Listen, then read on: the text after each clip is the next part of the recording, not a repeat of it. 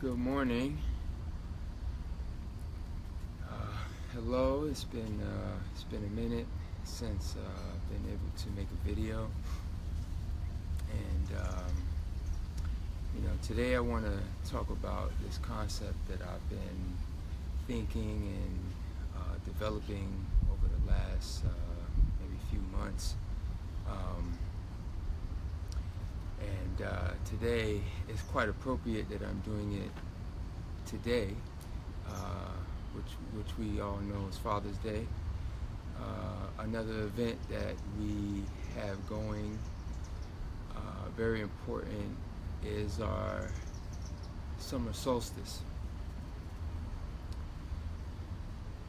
So, along with that, today what I'm going to be focusing on is this concept that I've developed, which is called the light body versus the dark body. As we talk about health and wellness, one of the things as we get healthier, as we start to eat better, specifically, we start to move closer to light, and that light being that internal light within us. So what does that mean? What does that take on? Well, a couple of months ago I did a video on basically how I eat throughout the day.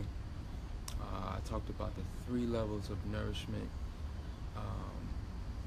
There's actually there's a 4th level, and that level is light. What do I mean by light? Well, the air, as in the breath, there's the sun. Those things are the light. Those things are food. They're the first food. Once we come into the world, the first thing we do is we take that first breath, and then that connects us with everything in our universe celestially. So that's why it's important that we celebrate our birthdays, because that is the moment in time where we connect with the first breath. So that is the first food. Before we talk about water, we talk about juice, we talk about fruits and vegetables, we don't often enough think about light as the first food.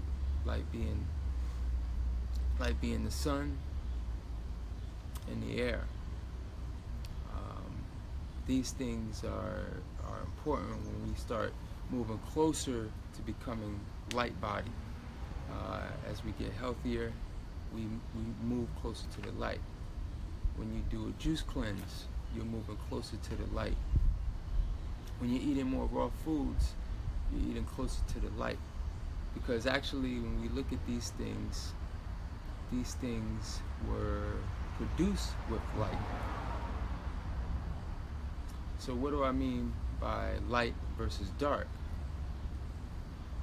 Well, the light body is sustaining itself primarily on air, water, and raw fruits and vegetables. These things are either direct light or indirect light. Fruits and vegetables grow and are stimulated through the light.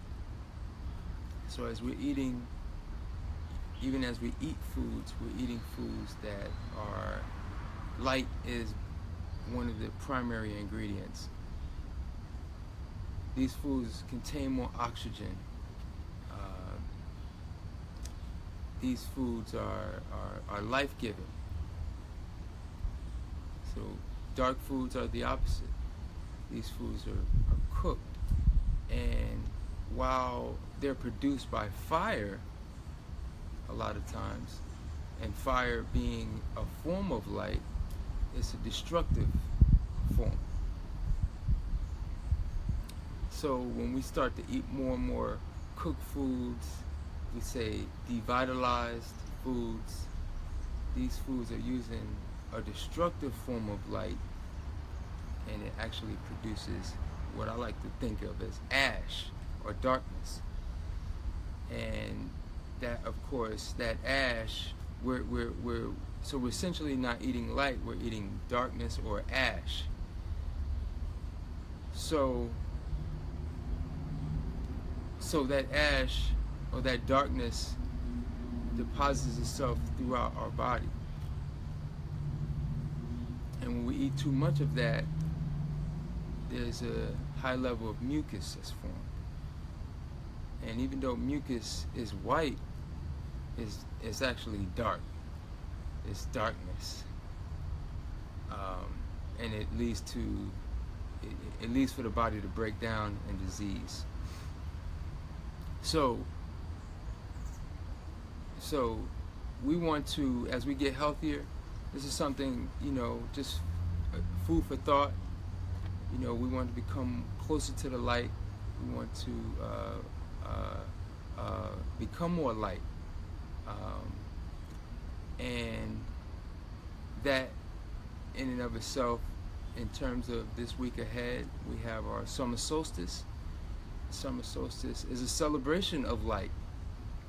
It is a celebration of the sun in the northern hemisphere as we approach our longest days. So this is a time of not only the full expression of our cycle. This is also a time to realize that we have to become closer to that light by eating less, one meal a day, fasting, whether it's intermittent fasting. This is a popular thing right now. I like to say 1 day a week at least. Give your body that break 1 day a week. We can do a couple of days a month, but we definitely need to fast seasonally as well. So all of these times in the period of the cycle puts us in sync and allows our body to move closer to that light. And there's no, there's no destination. It is the journey. It is the continuous habitual practice of eating light or using light. The light body can be in the sun without getting sunburned. The light body can fast for an extended period of time without feeling hungry. The light body primarily sustains itself with raw foods because that is another form of light. So with that said, on our summer solstice, or the precipice of our summer solstice, we want to celebrate this. The summer solstice is the celebration of the expression. The winter solstice is a celebration of the seed or darkness. Both are, well, I'd have to say that the winter solstice comes first because darkness comes before light. So the winter solstice is primarily, but the summer solstice, which is where we are now, is a celebration of that expression, of that energy. And it's definitely not a coincidence that our Father's Day, and I want to say Happy Father's Day to all the fathers. I like to call it Happy King's Day. And King, not as in Martin Luther King, the King within us. As fathers, I like to say that there are 3 levels of men. And obviously fathers being, on Father's Day, I think it's noteworthy to mention this. We have boys, we have men, and we have kings. And as men, we all want to wake up to inspire that king within us.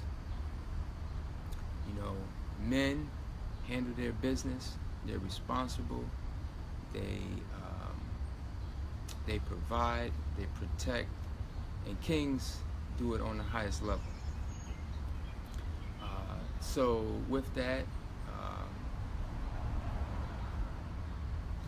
celebrating light, moving closer to the light. We are celebrating fathers, we're celebrating kings. So I inspire you to be the king that you are born to be. And happy summer solstice. So thank you for watching, tuning in. I'm out here in the sun doing this video, so it's only right. Again, I appreciate you, and one love, peace.